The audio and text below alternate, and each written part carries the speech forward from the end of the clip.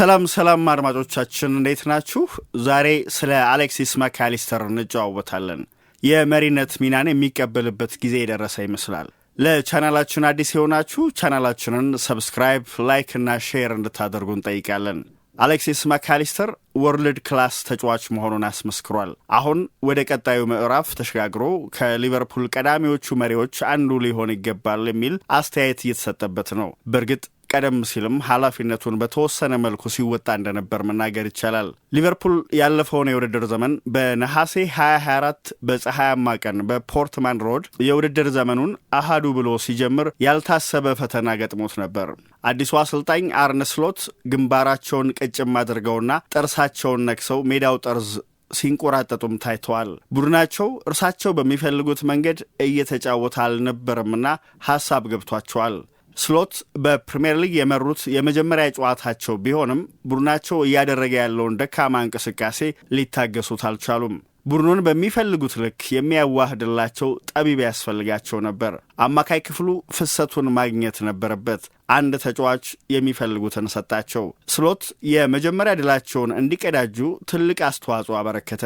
ያ ተጫዋች አሌክሲስ ማካሊስተር ነው። የውድድር ዘመኑን የመጀመሪያ ጨዋታ መለስ ብሎ ማስታወስ ማካሊስተር ቀዮቹ የውድድር ዘመኑን በዋንጫ አሸናፊነት ሲያጠናቅቁ እንዴት ያለ ድንቅ የውድድር ዘመን እንዳሳለፈ ለማሳየት ይረዳል። ማካሊስተር በ2024-25 የውድድር ዘመን በሊቨርፑል ያበረከተው አስተዋጽኦ እንከን አልባ ነበር ማለት ግን አይደለም። ማካሊስተር በቂ የቅድመ ውድድር ዝግጅት ጊዜ አለማግኘቱና የውድድር ዘመኑ ከመጀመሩ በፊት የነበረው አጭር የእረፍት ጊዜ መሆኑ በተወሰነ መልኩ እግሩን እየጎተተ እንዲጫወት ማድረጉ አይካድም። ኤፕስዊችን በገጠሙበት ጨዋታ በፍጥነት ከዚህ ስሜት መውጣት ችሏል። ኤፕስዊችን በገጠሙበት ጨዋታ ቡድኑን ወደፊት አንደርድሯል። ሪያን ግራቨንበርክ በአዲሱ የ6 ቁጥር ሚና በቀላሉ እንዲደላደል አግዟል። የስሎት ቡድን ወደፊት እየተጓዘ ወደ ፕሪሚየር ሊግ አዲስ ያደገውን ቡድን ማስከፈት እንዲችል ተከላካይ ሰንጣቂ ፓሶችን በተደጋጋሚ ያደርጓል። መለስ ብላችሁ ጨዋታውን የሚያሳዩ ቪዲዮዎች ብትመለከቱ ማካሊስተር በጨዋታው ይገኝባቸው የነበሩ ቦታዎችን በቀላሉ ማስተዋል ትችላላችሁ። በእያንዳንዱ አጋጣሚ ራሱን አማራጭ አድርጎ ያቀርብ ነበር። እንቅስቃሴዎቹ አይነ ግቡ ላይሆኑ ይችላሉ፣ ለሚናው ግን እጅግ አስፈላጊና ጠቃሚ ነው። አርጀንቲናዊው በውድድር ዘመኑ በሙሉ ይህንን ሲያደርግ ቆይቷል። ማካሊስተር በዚያ ግጥሚያ ሊቨርፑል ጨዋታውን መቆጣጠር እንዲችል ብቻ አይደለም ያገዘው። ሊቨርፑል በውድድር ዘመኑ ቀጣዮቹ ወራት ሊጓዝበት የሚገባውን መንገድ ያመላከተ እንቅስቃሴ ጭምር አድርጓል። ተሰርቶ ያለቀ ተጫዋች ነው። ማካሊስተር የቀዮቹን ማሊያ ከለበሰበት ቀን አንስቶ ምቾት ተሰምቶት ታይቷል። የየርገን ክሎፕ ዘመን የመጨረሻ ዓመት በዋንጫ የታጀበ እንዲሆን የበኩሉን ተወጥቷል። የዚያን ወቅት እንኳ 10 ቁጥሩ ተጫዋች ተሰርቶ ያለቀ ይመስል ነበር። የ26 ዓመቱ ተጫዋች አሁንም ከዚህ የተሻለ ተጫዋች ሊሆን የሚችልበት እድል አለው። አሁንም ግን የዓለም ዋንጫ አሸናፊው የተሟላ አማካይና ጥንቅቅ ያለ ተጫዋች ነው። ማካሊስተር ስሎት ለሚመርጡት በኳስ ቁጥጥር ላይ ለተመሰረተ አጨዋወትና ጨዋታን በሚገባ ተቆጣጥሮ ተጋጣሚን ማሸነፍ ለሚመርጠው መንገድ እጅግ የተስማማ ተጫዋች ይመስላል።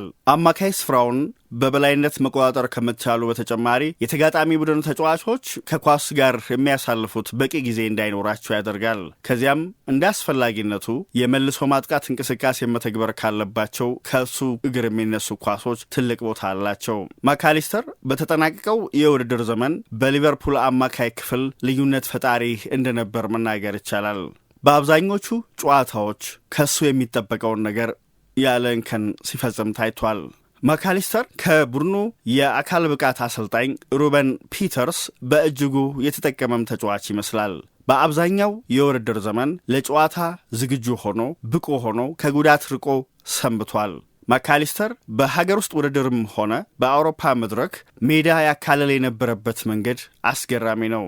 ታታሪነቱ እንዳለ ሆኖ ኳስ አቅራቢያ መገኘት የሚፈልግ ይመስል ነበር። ለዚያም ነው ሜዳው ላይ በሁሉም አጋጣሚዎች ከኳስ በቅርብ ርቀት እንመለከተው የነበረው። ማካሊስተር በግሉ የተለየ ነገር መስራት ባይችል እንኳ በዙሪያ ያሉ ተጫዋቾች የተሻሉ እንዲሆኑ ማድረግ የሚችል አይነት ተጫዋች ነው። እድሎችን ይፈጥራል። ለቡድን ጓደኞቹ ጨዋታው ቀላል እንዲሆንላቸው ያደርጋል። ለዚያም ነው በሊቨርፑል እግር ኳስ ክለብ እሱን እንደ ሲሚንቶ የሚቆጥሩት በጡቦች መካከል አገናኝ ሆኖ እንደሚያገለግል የተቦካ ሲሚንቶ ሁሉን ነገር ያያይዛል። የጨዋታውን ፍሰት ይቀጥላል። በራስ መተማመኑ አስገራሚ ነው። ተፈጥሯዊም ጭምር ነው። እውነተኛ የእግር ኳስ አእምሮና ድንቅ ምናብ የታደለ ተጫዋች ነው። ለዚያም ነው ማካሊስተርን ብዙዎች በእነዚህ ቃላት የሚያሞካሹት። አእምሮ ብቻ ሳይሆን ግን እግሮቹም ቢሆኑ በቀላሉ የማይዝሉ ታታሪና ውጤታማ ተጫዋች ነው። ከእግር ኳስ ቤተሰቦች የተገኘ መሆኑም በእጅጉ ያገዘው ይመስላል። ከመነሻው ጀምሮ ብዙዎችን ነገሮች ጥንቅቅ አድርጎ እንዲያውቅ ረድቶታል። እንደዚያም ሆኖ ሁል ጊዜም አዲስ ነገር ለመማር ዝግጁ ነው። ከዓለማችን ምርጥ የቦታው ተጫዋቾች አንዱ ቢሆንም እንኳ ሁል ጊዜ ራሱን ለአዲስ ነገር እንዳዘጋጀ ነው። ለመማር ቦዝኖ አያውቅም። በተጠናቀ የውድድር ዘመን አርጀንቲናዊው ያንን ሲያደርግ በደንብ ታይቷል። እንዲያውም እንቅስቃሴዎቹን የሚያሳዩ የዩቲዩብ ምስሎችን ብትመለከቱ በብዙዎቹ አጋጣሚዎች እንዴት ኳስ ከመቀበሉ በፊት ዙሪያውን ይቃኝ እንደነበር መረዳት ትችላላችሁ። ሜዳ ላይ ያሉት ተጫዋቾች የሚያደርጉትን እንቅስቃሴ በሙሉ ጠንቅቆ የሚረዳ ነው የሚመስለው። በክሎፕ የመጨረሻ የውድድር ዘመን ማካሊስተር በጣም ዳይናሚክ የሆነና ታታሪ ተጫዋች እንደነበረ መናገር ይቻላል። በስሎት የመጀመሪያ የውድድር ዘመን፣ በተጠናቀው የውድድር ዘመን ደግሞ እሳቸው ለሚመርጡት ቀውስን መቆጣጠር ለሚመርጥ አጨዋወት የአማካይ ክፍሉ ጥበበኛ ሆኖ ታይቷል። እንዲያውም በብዙ መልኩ ከሊቨርፑል በቅርቡ ከተለያየው ቲያጎ አልካንትራ ጋርም ይመሳሰላል ይላሉ ብዙዎች። የጨዋታውን ፍሰት ይወስናልና በቡድን ውስጥ እንደ ዶሚኒክ ሶቦዝላይ ያሉ ሮጠው የማይደክማቸው ተጫዋቾች መኖራቸው እሱ የበለጠ ነጻነት እንዲኖረው አድርጓል። ግራቨንበርግ ከቨርጂል ቫንዳይክ እና ከኢብራሂም ኮናቴ ፊት ለፊት ያለውን ቦታ በሚገባ መሸፈን መቻሉ ማካሊስተር በተሻለ ነጻነት በአደገኛ ቦታዎች ላይ መገኘት እንዲችል አግዞታል። እንደ አስፈላጊነቱ ሊቨርፑል በሜዳው የላይኛው ክፍል የተጫዋቾች ቁጥር ብልጫ እንዲወስድም ሲያደርግ ታይቷል። ከሁሉ በላይ ማካሊስተርን የተሻለ ተጫዋች የሚያደርገው ደግሞ የማያባራ የማሸነፍ ረሃብ መታደሉ ነው።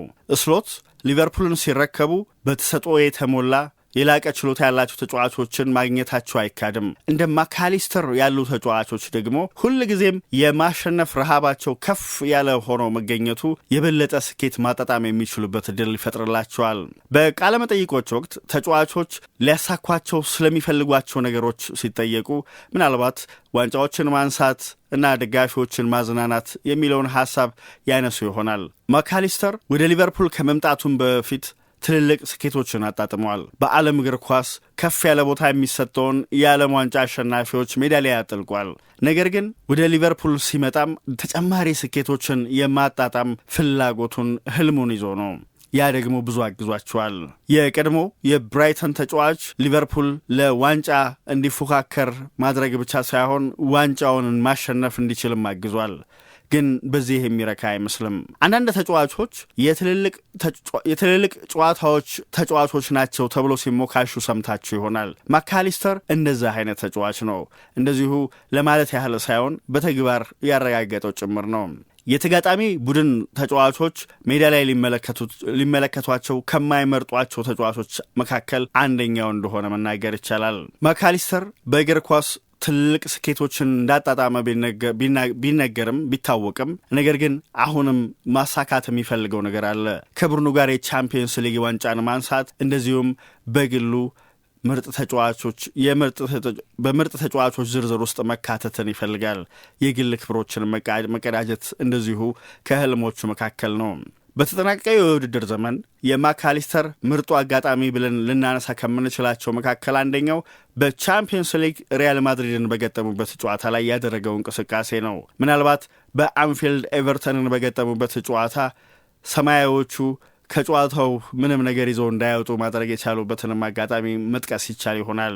ምናልባት አምና እንደ ችግር ሊነሳ የሚችለው ከብሔራዊ ቡድን መልስ በኋላ በሚደረጉ ጨዋታዎች ላይ በመጠኑ ደክመው መታየቱ ብቻ ነው። በቀጣይ የውድድር ዘመን የቡድኑ ቁልፍ ተጫዋች ሆኖ መቀጠሉ አይቀርም። እናም እንደሚያስበው ሊቨርፑልን የዋንጫ ተፎካካሪ አድርጎ ለማስቀጠል ጥረቱን እንደሚያደርግም ይጠበቃል። በተለይም ደግሞ የሚያልመውን የቻምፒየንስ ሊግ ዋንጫ ለማንሳት ለሊቨርፑል እጅግ አስፈላጊው ተጫዋች ይሆናል።